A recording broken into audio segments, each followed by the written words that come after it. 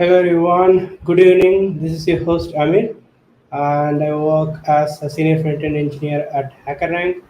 And I'm super thrilled today to have Saurabh, who works as a front-end engineer at Razorpay and has a lot of interesting open source projects. I'm a personal fan of few of them. Just to point out, he had a tool which can convert your digital assignments into handwritten assignment. I personally feel I should have had that when I was a kid because it would definitely help me out more. It would have helped more to my sister because my sister was the one who was writing assignments for me very often. So uh, I was unlucky not to have the tool at that point in time. And then he built a virtual conference tool, if I remember, like where you can put your slides together. Where that was very interesting at that point in time. I was like really amazed that, and it's very relevant today, I guess. At that point in time, we didn't have COVID, but today we do have it. So um, and then coming to the one of my most favorite is Abel, which is a static site generator. It's my personal favorite because I have always been struggling with static site generator, which are not in JavaScript, so I have to learn a new language. But Abel felt a lot closer to me. So today we'll be talking in depth about Abel with Saurabh. So welcome, Saurabh. Thanks for joining us today. Would you like to share a quick little thing about Abel? Like, what do you think Abel is, and what Abel is gonna be in the future? Yep, sure. Thank you for the introduction. So, I think if I have to explain it in simple terms, Abel is a static site generator which JavaScript developers can use. As you mentioned that most of the static site generator tools, if you see the one that have like large ecosystems, they're like Jekyll or Hugo. So Hugo is in Go and Jekyll is in Ruby. So I think I've had a similar experience as well, where I wanted a static site generator, which was like framework independent, and all the static site generators were just in completely different language, which I just didn't know or I just couldn't understand, and I didn't want to learn a new language to just build a static site. So I think that was the initial idea to have something like what Hugo is to Go or what Jekyll is to Ruby, something like that for JavaScript. So that was the initial idea. And one of the other idea I had was to keep it simple, not have too many new syntaxes, or just keep something that looks familiar. So yeah, I think with that idea, I kind of started. I didn't know about static site generators then, so for me it was more of a script to build a blog. So that script to build a blog is eventually I started learning about template engines and then static site generators, and then I think it just turned out to become a static site generator. So yeah, that is like a short introduction. Got it. So I totally relate to your motive to build Able. Was there any story which kind of triggered you to? I'm not using any other tool. I'm gonna build my own tool because at that point in time when you started, I guess as you said, like there were plethora of options to choose from SSG, to do SSG. So was there any personal story that you thought like at this moment I'm gonna build my own. I'm not gonna use anything else. Yeah, so I wanted to build a blog for myself, and I was just exploring options. Like I mentioned, like in static site generator space, you have Hugo and Jekyll, but they don't seem familiar because they're in different languages. In JavaScript static site generation phase, you had tools like Gatsby or Next.js, but again, they had like some level of magic abstractions to them. Like it's React. First of all, I have to learn React. I wasn't comfortable with React. Then Gatsby has GraphQL and other things, plus the like plugins to Gatsby. So kind of idea was to just have something that is not framework dependent, something that is Mm. framework independent. So uh, yeah, that was the initial idea. So I think I started writing like just a Node.js script, which just does the string operation and gets you a blog. So it just takes the markdown and converts it into HTML and gets a blog running. And yeah, I think it started from that. So interesting, sort of. One question I had was why didn't you use Nexus and Gatsby? Now I get it because if someone like who is very new to JavaScript ecosystem wants to write SSG in JavaScript today, there are not many good options. Abel, I think, is a really good option for someone who is getting started and they want to do some SHG and don't want to learn React. They want some static content, right? So Abel makes more sense to do. Awesome. Uh, Great, Saurabh. I'm looking forward to getting to know Abel much deeper. So would you like to share the screen and get us to show us like how easy it is to get started with Abel? Yep, sure. So just share my screen. So meanwhile, while Saurabh is answering our questions and showing us around Abel, if you have any question, feel free to put it up in the chat. We'll be happy to answer. So I think one of the things that I didn't like about some of the tools, especially in JavaScript ecosystem, was there's a lot of configurations and a lot of initial setup that Mhm.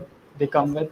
So it's just really difficult to get it started from scratch. So I think that was the initial idea that this should be something that people can get started even if they are on a blank repository and they're creating a new file. So I think this is a setup that I always wanted to work, and it's working now. So I'm glad it's working. So yeah, I'm just on a blank repository. I'm going to create one file, src, and I'll just call this index.w. Um, so yeah, and I'll just write this. So this is HTML again. I can just write any HTML here. It just works. Mhm. One difference that Abel makes is inside of this HTML tags, I can write this double braces, and inside this I can execute any JavaScript. So let's just say 3+1. Um, Mhm. so yeah, this is the setup. Like all you need is this. I can just run it from npx for now. We'll install the Abel properly and then do it again. But I can just run npx Abel at next there. I'm Mhm. doing Abel at next because I think in today I'm just going to talk about Abel V1, which I'm currently working on. So it's not the latest version, Mhm. but it's just something that Mhm. we'll see in the future. So yeah, you Got can it. see I have server running. I don't have any Mhm. configuration, just one file. I can go to Mhm. server and I have Oh, this 3+1 printed. I can even make the oh, changes that is here. I can even make the changes here and they'll replicate here. oh So nice. yep, I have this live reload everything working with just one single file. So that was like the Oh. initial thought. Like I Mhm. don't really want lots of configurations and lots of files to begin with. Um, so yeah, I think I'll just create a npm project now so that we can install Abel and use it properly. Good. So I think I need to correct myself. I was saying it's Abel, but uh, we should follow what the creator suggests. So it's Abel, if I'm right. Right. So the pronunciation should stick with whatever the creator select. Like one thing that like Vue.js is what amazes me. Vue.js is not the right pronunciation, but the creator say that it is Vue, so it's Vue. Uh, we say white, but wheat is what the creator says. So I want to let people know what you pronounce. So it's Abel, right? Abel. Yeah, actually, I pronounce it as Abel, but like Abel, but I'm not really sure what exactly is the right pronunciation because the name Abel is a Galaxy catalog, so it Okay. comes from that, and it's not a Okay. very popular Galaxy catalog, so no one is really talking about it. So I'm not sure how to pronounce that Okay. either. I feel a little bit same about Abel also.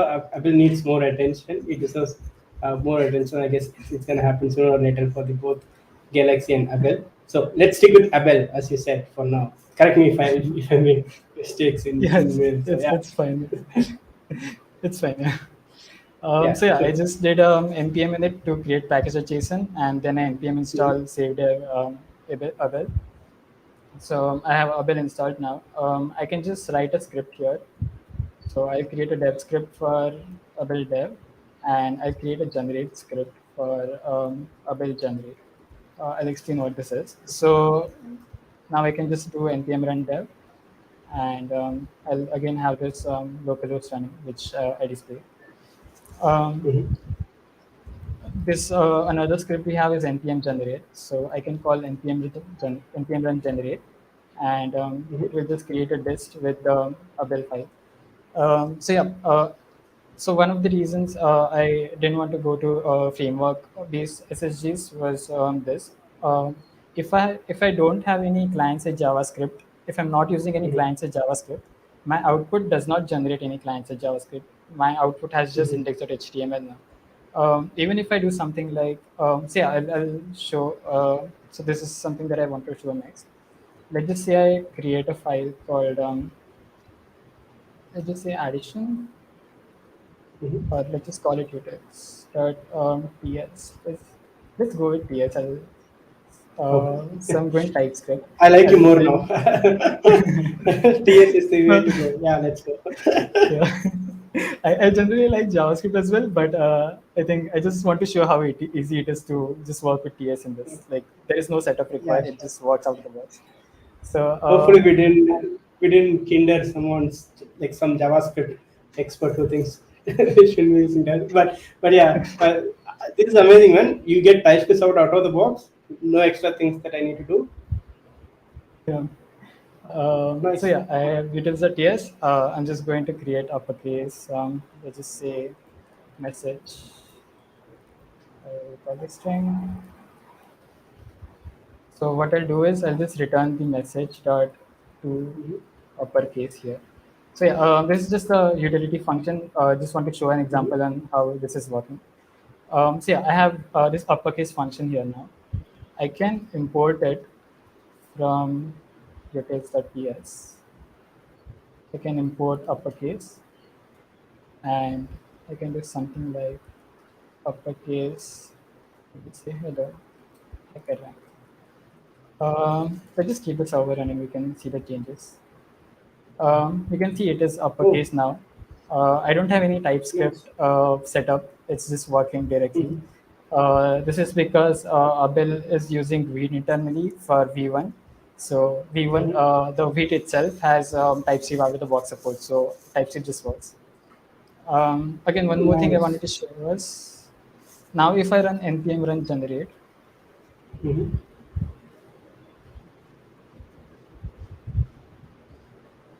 um, you can see this will generate just one index.html with this uppercase. I still don't have any JavaScript. So if there is any JavaScript that you want to run on build time, you can do it. It makes no difference in your bundle. So you can just do a lot more things on build time now. Oh, nice. This is awesome, man. So one thing that I'm really glad that like we are using ESM inputs, which is supported out of the box in Abel, because some of the static site generators that I use, they don't use the they don't support TypeScript that easily, or they don't support the native imports that comes with JavaScript like that we did right now, right? It's super Mhm. awesome. Should we specify the TS extension? That is that a requirement, or like we can ignore the TS extension? Uh, it works without that as well. Yeah, nice, cool. And I do get all the TypeScript intelligence within that curly braces. Am I right? Inside this curly braces, you don't, but inside this TypeScript Okay. files, you can. So yeah, curly braces. So this is this syntax highlighting. It's happening from Abel syntax highlighter extension for VS Code. So yeah, it just Mm-hmm. needs some updates to make this work with TypeScript Mm-hmm. and JavaScript. Got it. Cool. So yeah, I think this is something that I'll be working on in future. Nice. So yeah, this uppercase, I just showed it for example, but you can also do this hello hacker rank and dot to uppercase here itself. So yeah, this two works.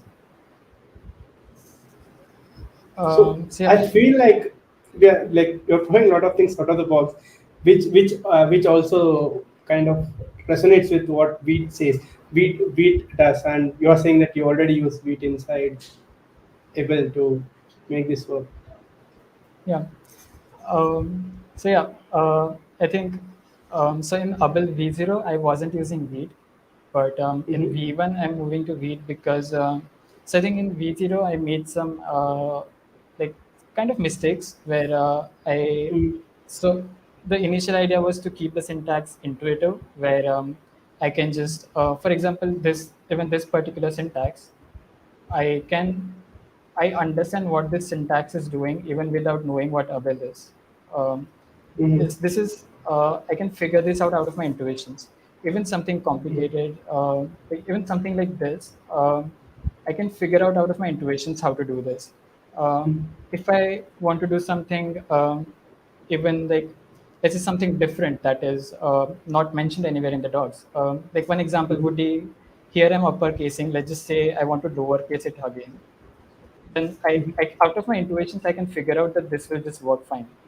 So I don't have to learn. I don't even have to go through documentation to figure out how this is working.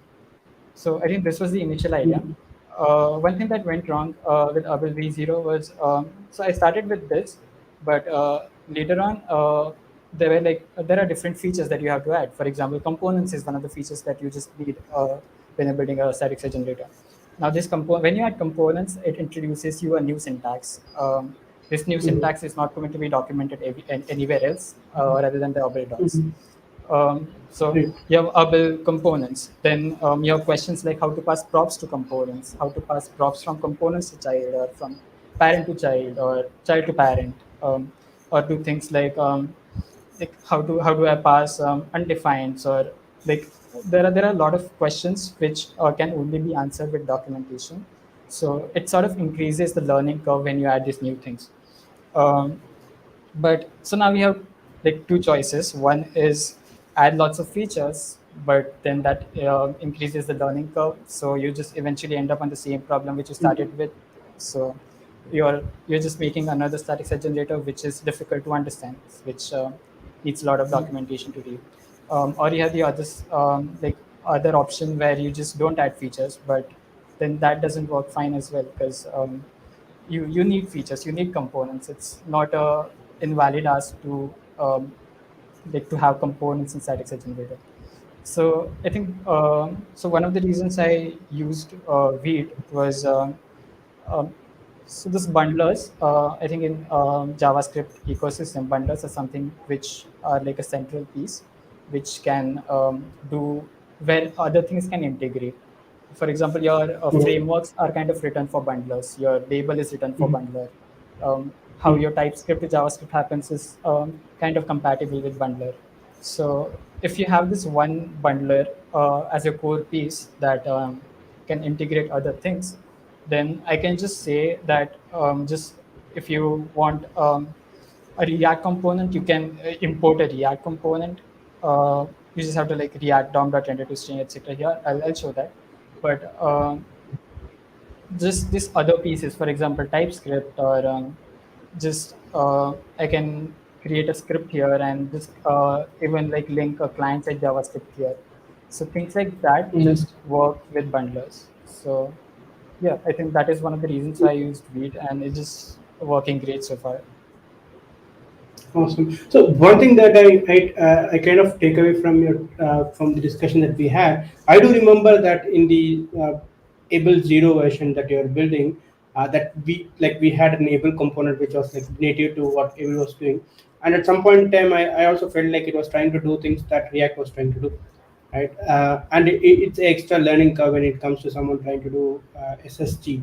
And I can it makes a lot of sense right now when you say that people can bring whatever they want, their component strategy they want, which they are comfortable with, which are already they have learned, rather than me providing a component strategy. Is that what we are trying to do in Able One? Yep. So that is like one of the things where you can integrate components from other frameworks. But I think there will also be components in Abel, which it might not, it won't be that complicated. Like I can show. I think that is Okay, the part that we're sure. going to Yeah, show let's do next. that. So let's just create something like navbar.abel. It's the same type of Abel file, same things work in this. Uh, I'm just going to, I'll just write this braces so that we'll know that JavaScript is working in this. All right. So now I have this navbar.abel. I can import navbar.abel from that with just the normal imports. Mm-hmm. And then I can just write this here. and this Oh, navbar is working here. So are you serious? it, Is that simple? yeah. Okay, So so it's I'm not sure how you pulled out this black magic, but this looks very intuitive. That I didn't even export anything. I did write some like HTML, and I get that from the import, and I can just plug it into the HTML. Okay, this feels a little unreal, but yeah, yeah. yeah. Go ahead, man. Go ahead. So yeah, again, now this is something that is more intuitive. Again, something that Okay. I can figure out by looking at the code. It is a bit different Mm-hmm. that I'm importing Abel file, but if I look Mm-hmm. at this code and look at this import here, I can figure out that this is how it is working. If I Mm-hmm. want to pass props, this is just a function, so I can pass anything from Uh, here. got it. Again, I don't have to One figure out anything. You Yeah, go got ahead. it. One question that I had here was, it's just you. I want to hear out your perspective on why didn't you go with something like the JSX syntax? Like I can say that like neighbor is another kind of HTML where I pass some extra props. Uh, like, was there any specific reason that you went in this route, or like is it something that you have in the future planned?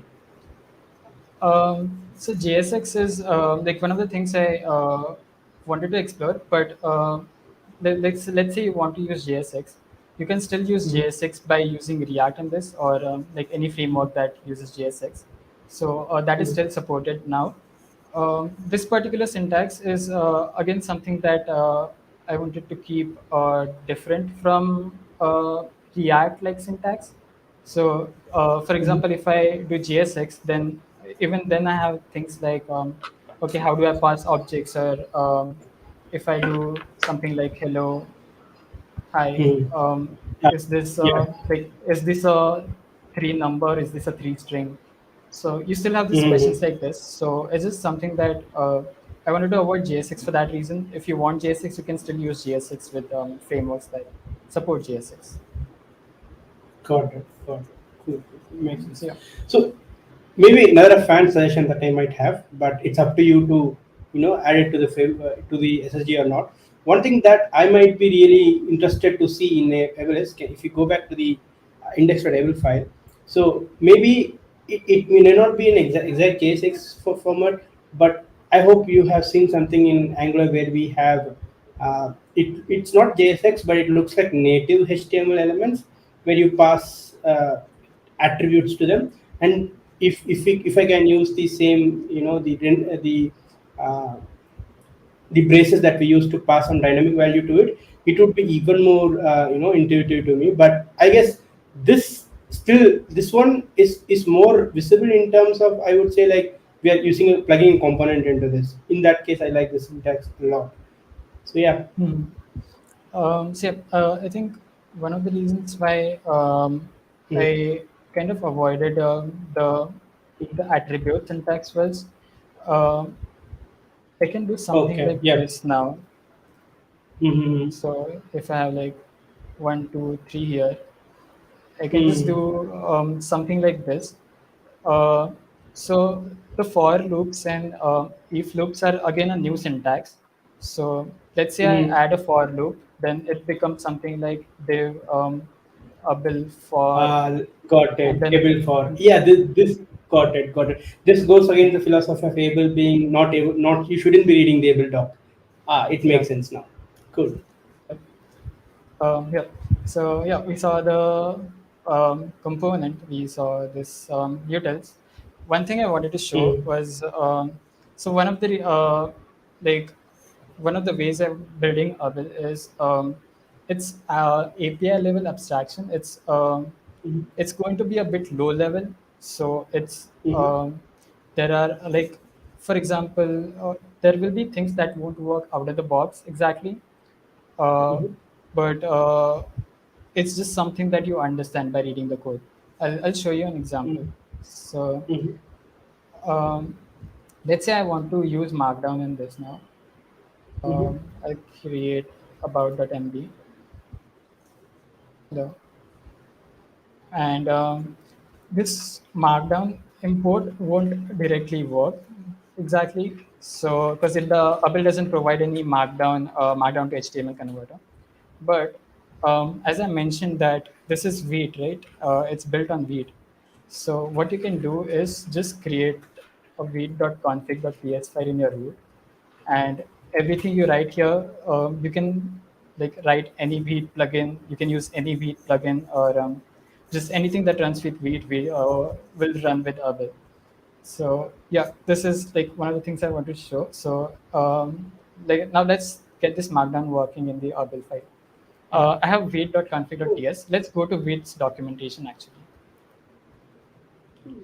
So what do you mean by that? This is also we are offloading to the bundle itself. So there is no something that is proprietary building strategy that Abel has, which makes sense because you don't want to have a black box where people cannot play with Abel much.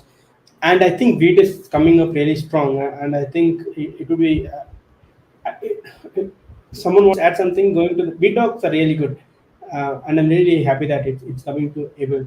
Is it in? It's already in the stable version, or it's not yet in the stable version? Wait or Abel? Yeah, I mean Wheat. I Wait is I mean the think in integration of stable. Wheat with Abel. I guess. No, yeah, it's not in stable version. It's like V1. It's alpha right now. So yeah, I Got think it. Got it. if you Cool. see Cool. the Abel dots, then they'll be Mm-hmm. related to V0. So yeah, it's this is Mm-hmm. something that I'm currently working on. So yeah, Got it. again, I'm going to wait. Just going to copy this. This is how you like write the configurations in the wait. Mm-hmm. Um, Now, one small, so I can do something like this. So this Abel syntax, this dot Abel has just been working out of the box, right? But it hasn't been out of the box. There is a wait.config.ts inside the Abel, which is running. Mm-hmm. So I can just use, so this is the wait configuration. One change I have to make is instead of wait, I have to import this from Abel. And still, this is still wait configurations. So I can still write all the wait Mm-hmm. configurations. That is like the only Mm-hmm. change I have to make sure this dot Abel things work fine. So this define config is like a wrapper on top of wait's define config. Uh, and it just Mm-hmm. handles that Abel syntax internally. So if I, so it's actually I can actually show it's equivalent to,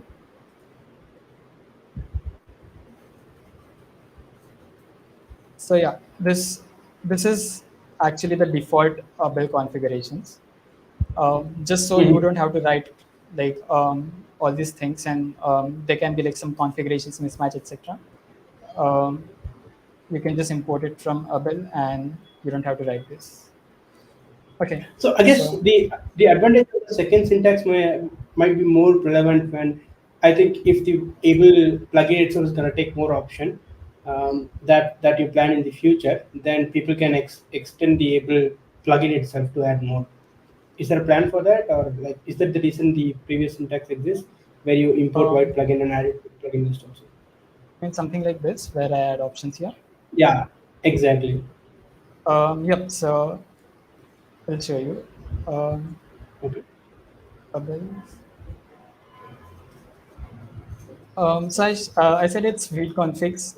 It's kind of Mm-hmm. not just read configs. Mm-hmm. It's read configs plus Abel configs. So I can still write Abel here Oh, and define okay. configurations. Let's actually see this implementation. I think we can understand this. Okay. Uh, Okay.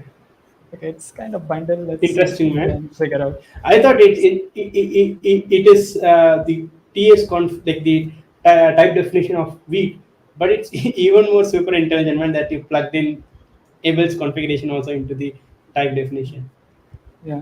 So if you see this type definition, it's Abel with config, and Abel with config extends the wheat user config, which just comes from wheat. Oh, nice. And even in the implementation, this define config just calls define config with the wait plugin Abel, and it Nice. passes the config.abel to this. Hmm. So Got it. Got it. so yeah, it works, but there isn't any configuration that I've added. This is like just something that I've Hmm. kept for future if I want to add any future configurations. So far, I think I kind of like that I didn't have to write any configuration with Abel. Just wait configurations work out of Hmm. the box. So yeah. So yeah, it's just been working fine. There is a Abel object, but it doesn't add any key right now. Mhm. Okay, let's try to get this markdown working. Like I Mhm. said, it's wait. Okay, before markdown, we can Mhm. also see this. There are some features raw import. Mhm. So yeah, if you see go to Vite documentation and see these features, all these features they work out of the box with Abel. So for example, this dot question mark raw is the Vite syntax which just reads the file, whichever file it is. So you can read any file with this question mark raw. I can use this for doing something like, let's say I have test.txt file. Mhm. I can go here. I can say raw text from test.txt and slash raw Mhm. and raw text. Oh, nice. Oh, we didn't have 10 text here. Um, and yeah, this text is here. All of this works with live reload. So it just reloads every time we I change the guess, text.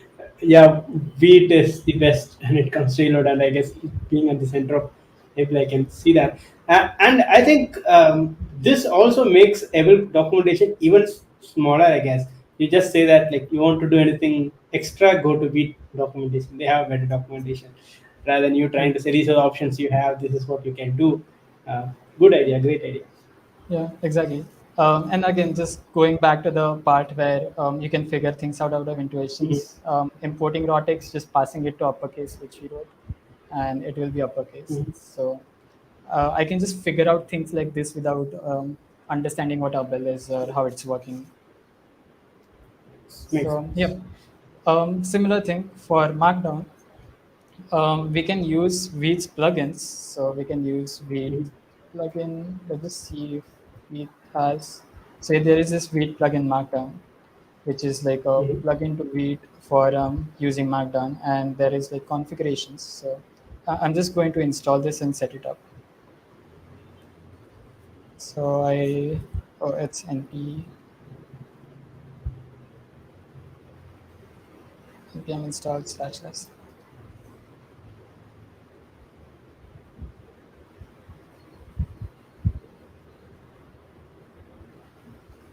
So yeah, it will install, and then the configuration say that I can just get the MD plugin and pass options to you.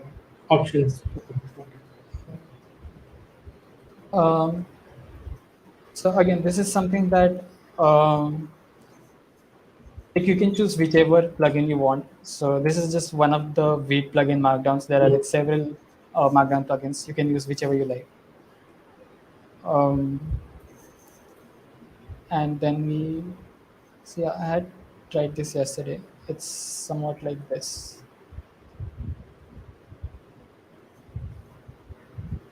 plugins.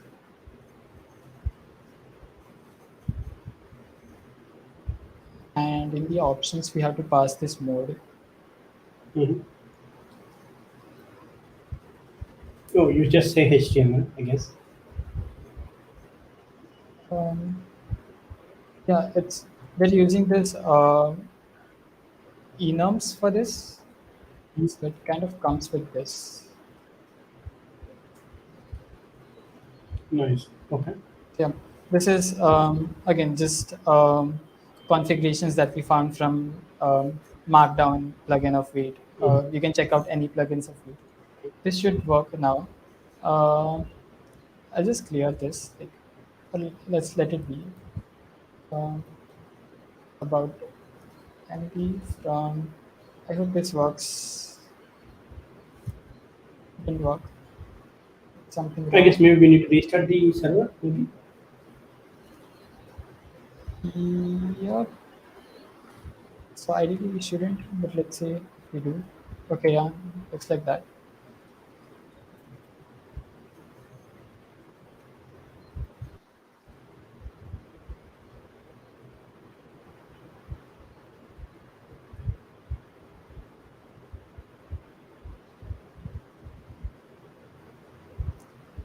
Did I miss something?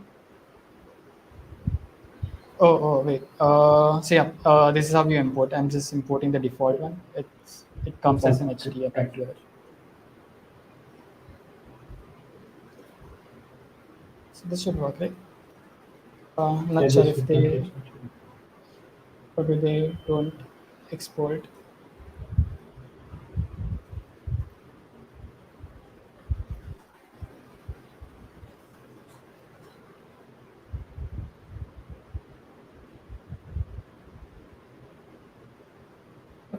It's working Oh, now. nice. That works. So I can make any changes here, and all the markdown to HTML should work fine. This is amazing, man. So yeah, we didn't use anything related to Abel. This is just Vite and Vite's plugins. So you can add any plugins here, and they should work with Abel. So So yeah. let me be honest with you. For me, getting started to Gatsby to do a markdown, I had to go through an entire tutorial episode. I had to go through an entire, you mean the entire course to understand like how to work with Gatsby's own abstraction and to integrate markdown to show something as simple as this. Seeing that in Abel, that it's like very refreshing, man. That it's nothing related to Abel, but most of the things come out of the box and then not, kind of box into what Abel provides. Really awesome. Mhm. Yeah. Uh, let's try some mess up. So this is the mess up I did initially. Let's say what happens if we do something like this. How do we figure out? Mhm. The best way to debug is to console log something. So Okay. uh, I I really want this to work. Like I hope I somehow make this work, but this doesn't work right now. Okay. This works. Okay. So yeah, Ah. Abel.console log it's undefined here. I think we Oh, can that comes in the edit it. terminal. Okay. Yeah. So if I print raw text, I can see this terminal here, and it just mentions which file it is. Hopefully, in future, it Got will it. also mention the line numbers, so we know where it is Yeah, coming I guess you would do that because then, like Abel is like everything JavaScript, nothing Abel at all. from. So yeah, I can So print things in console. nice, nice, great, great.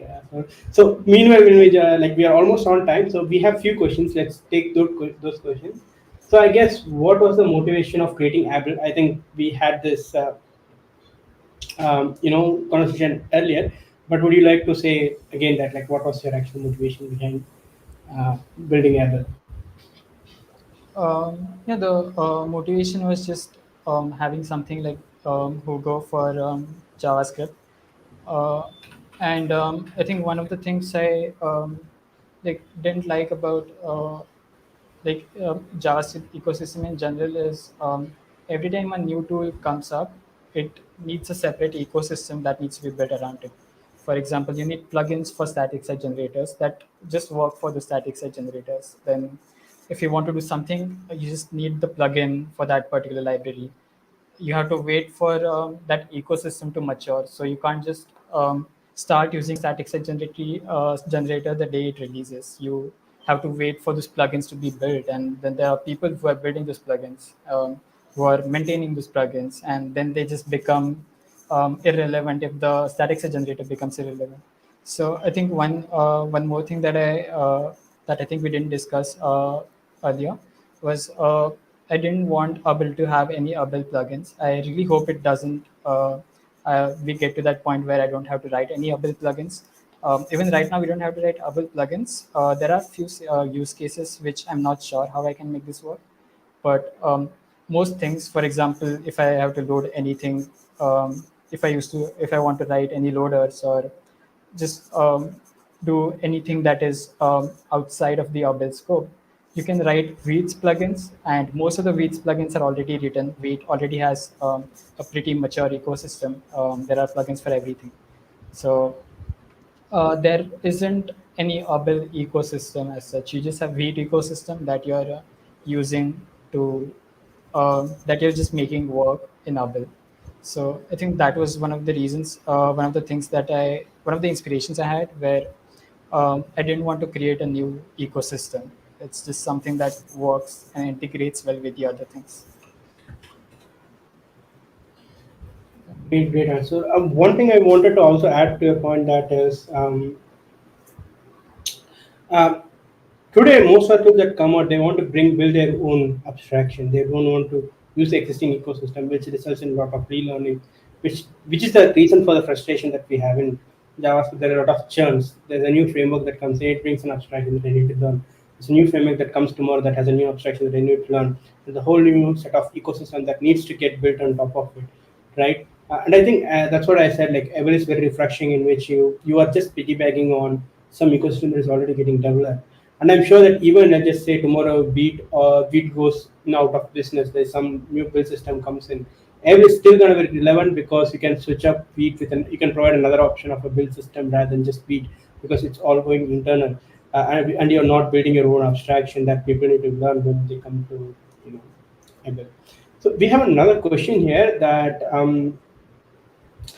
yeah, this is an interesting question that I was planning to ask at the end of the session that there are few kind of critics that at this point in time SSG is something that people don't want to do because the build time is very high, and SSR is what is going to add more value because you do things on demand rather than building everything at scale. So what are your thoughts on it? Like, is SSG is going to still make impact, or is it going to be still relevant with everyone talking SSI is what everyone should be doing? So what are your thoughts? I kind of agree to that when it comes to extremely large projects. For example, like I work at Razorpay. If I'm building anything, if I'm rebuilding any major project of Razorpay, I'd probably choose SSR because one, because we can afford it.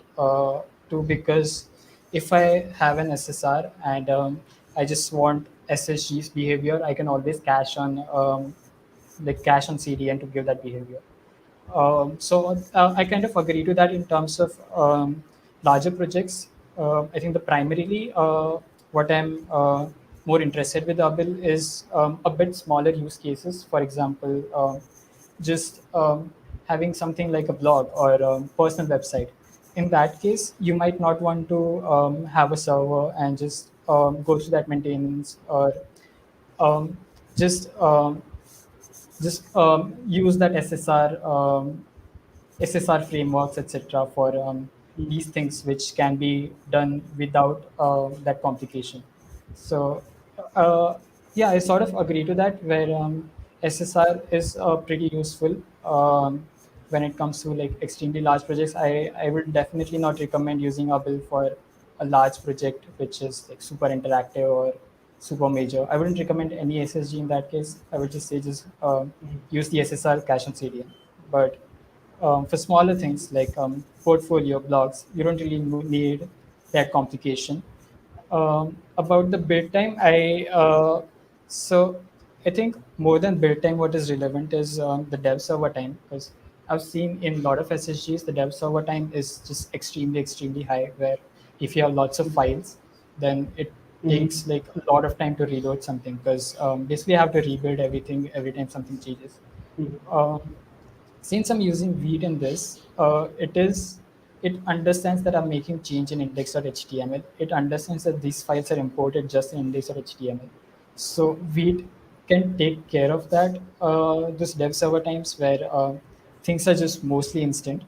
Uh, I haven't tried with large files yet, but if it's Vite and if it's working with CSR or SSR frameworks as well, like this dev server, for example, dev server is it's not rebuilding the site. Dev server is like an SSR app which is rendering a bill on a server. So Mm-hmm. it's pretty fast. This is basically SSR. Dev server is SSR. Mm-hmm. So, and while generating, I just take those files, use the same logics, use the same functions, just run them on build time. So the overall dev server times are pretty low, and even the build times, like just with Vite solves a lot of issues. You have ES build, they're using ES build internally, so even their TypeScript to JavaScript or things like just resolving these imports, etc. They're pretty good at it, and they have like well tested. Like it's a mature framework. It's a well tested framework. So I don't see the build times going that high with Vite.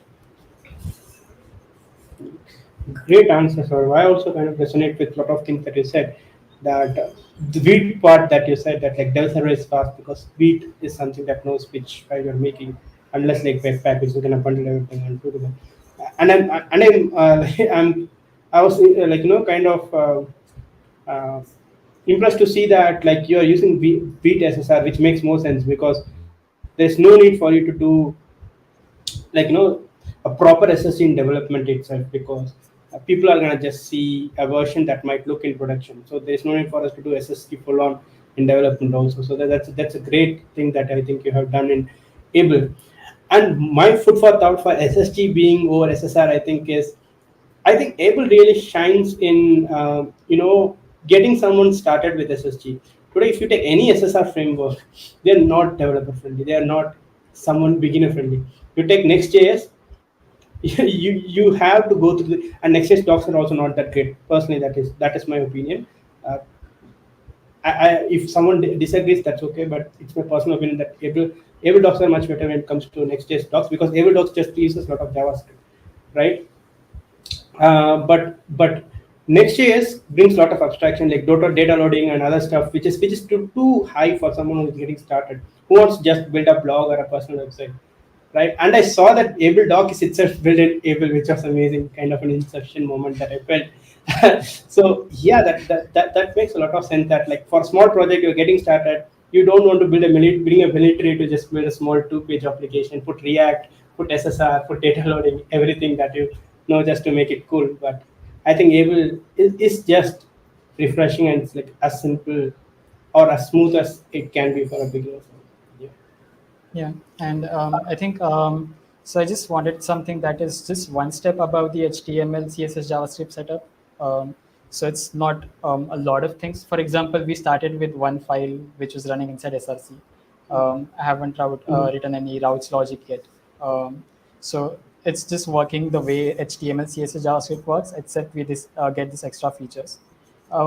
Even these things that we have written, I think this is as complicated as Abel can get. This is like we're just trying to like play around. So we've written a lot of complicated code, but in general, your code is not going to look that complicated. So Sure.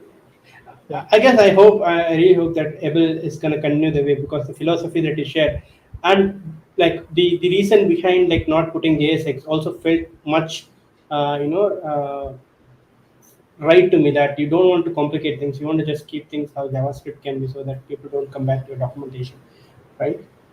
So it was great. It was just great. I can keep on talking about it, but it kind of feels same to Remix to me, because Remix kind of is trying to reinventing stuff by making stuffs without any abstractions. Like Remix whole marketing point is that we are using everything web. There is not nothing that you are really learning. I think that applies more to Abel than what Remix says, because we're just using web stuffs which are like very normal to how web actually works. So I think SSG is much. I would say Abel is a SSG version of Remix. I love both of the both Remix and Abel. So great work, Saurabh. So to close it off, I just want to ask you one final question on, for someone who is getting started, right? Some like I know a lot of folks like who are watching might be inspired to build something on their own or contribute to open source, right? So what would be your advice? Like there are few folks like me who start a side project, but it never sees end of day. But it's really inspirational when I see that you keep on working on it, keep on improving it, right? The like Abel has come a long way since I saw when it was released, the version 0, right? So what is your secret? Like, can you throw us some light, give us some advice? Yeah. to be honest, I am same. Like even I just sometimes just drop the projects. I think regarding Abel, like if you see last 1 year, I wasn't posting much about Abel, so I just didn't have any ideas or just out of ideas or like out of options, kind of stuck in like where to progress this. And I think just after like taking lots of rest, you just figure out like you just end up getting some ideas, and then you just have this one different direction. For example, it was for Abel, it was wheat for me, where initially I was just like with Abel V0, I started with the initial philosophy of keeping things simple, then added components, etc., and things just kept getting complicated, even for users who are using who need new ways to who have to like go through documentation to figure out something, and even for me to just maintain the whole code base, or to maintain the whole like half of the Abel code base was just handling the syntax of Abel components. So just just maintaining all these things. So it's for me it was just because I just ended up getting this new idea where I can just completely throw off that other part and just start new with something that I where I won't end up with the same problem. So I don't really have any good advice. Just maybe if you're like there are projects where you just don't want to work after a certain point. I feel it's okay to drop them. You can always get back to them when you get a new idea or when you feel like there's something that more needs to be done in that particular project. But I think a lot of times, like even if you see most of my projects, they are just these one-time projects where you build it and then you don't have much to do in that project. So it's I think it's fine to leave them, but yeah, if you have like some project which you really want to work on, then maybe just exploring few things, thinking about new architectures and new ideas might help. But yeah, I kind of like relate to that. I drop a lot of projects, so I don't think so I have like a great advice to give. Thanks for the honest answer, Saurabh. That kind of relates a lot. Some project doesn't mean that you need to hang out forever. Like they are one-off projects. But I think sometimes something like Abel or something that you're building comes up and that you're really passionate about that you continue working on. Yeah. That's what like I think you need to just keep on trying out different ideas. At some point in time you might find some idea that you feel really passionate about that. I suggest this to some of my teammates also that if you're stuck on a problem, take a nap, give it a break, go for a vacation. Don't be like worried that it's not gonna get solved. So things gonna get solved. Like we do have a belief in our team that if there's a bug, just leave it for a week, it might fix itself. There has been events where some bugs got fixed themselves because we didn't touch it for a week. This is real. This is for real. This that happened in our team. That we didn't touch it. We deprioritized the bug because it was hard, and after a few weeks, our QA went and checked it, and the bug was gone. So at some point, we just want to cool down and like, take some rest, think again, right? I really like your brave idea where you thought like, okay, zero was there, but what we can do today? Let's rethink everything, right? I'm really looking forward to the stable version of Abel. And again, all the very best for you, Saurabh, and thanks a lot for joining us today. It was a great discussion altogether. And I'm really looking forward to do the same someday again. Maybe we can get, since this pandemic is over, we can probably meet in person and discuss more. So thanks for joining today, Saurabh. Thanks everyone for Thank you for joining. inviting me. It Hopefully, was yeah, yeah, I mean, I just think thanks for inviting me. It was great to be here. It's great to talk to you as well. So yeah, thank you so much, and thank you, thanks Saurabh. everyone for watching. Thank you, everyone. Until next month, see you all. Bye bye then.